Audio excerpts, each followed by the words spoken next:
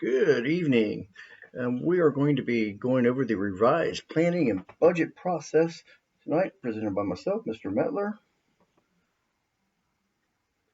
All right, the revised budgeting process was created using a site-based budgeting process that began with an updated enrollment, full-time equivalent, full-time equivalent or FTE projections.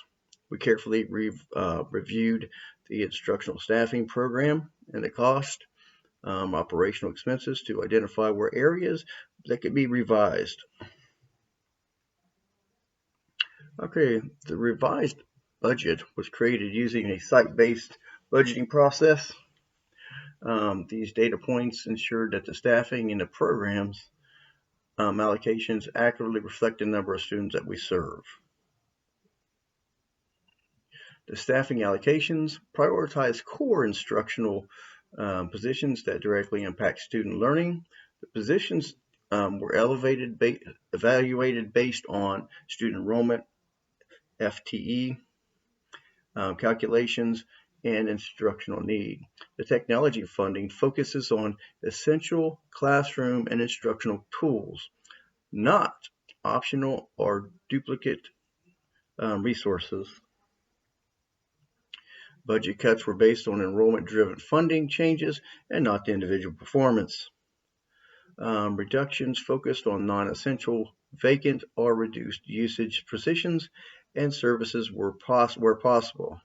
Staffing adjustments followed the district policies, contracts, and state and federal labor laws. The decision to release one teacher position was driven by updated enrollment and FTA data, which required an adjustment in staffing levels to remain fiscally responsible. It is important to emphasize that the decision made was not based on teacher performance, but on the objective staffing formulas and contractual requirements. The decision to release one teacher position was driven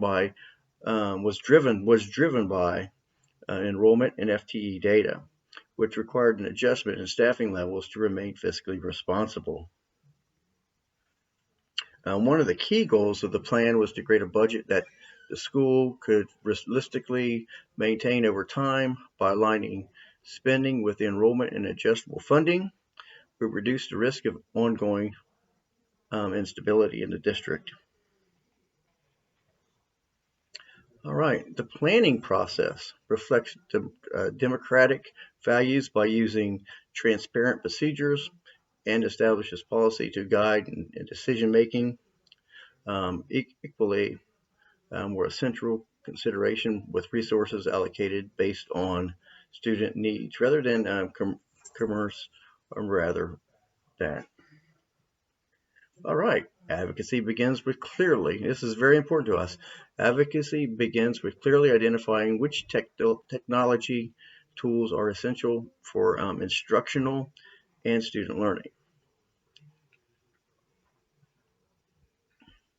Reliable data sources are essential for monitoring student programs and evaluating the effectiveness of instructional programs. I will advocate for these placements that are secure, accurate, and easy for staff to use data that they can use to inform daily instructional decisions. And times of change, it's important to be clear and the priorities about the data to guide decisions.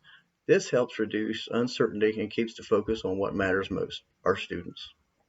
By concentrating on the high impact initiates, the systems are essentially by monitoring the student programs and evaluating the effectiveness of the individual programs that we have here at school.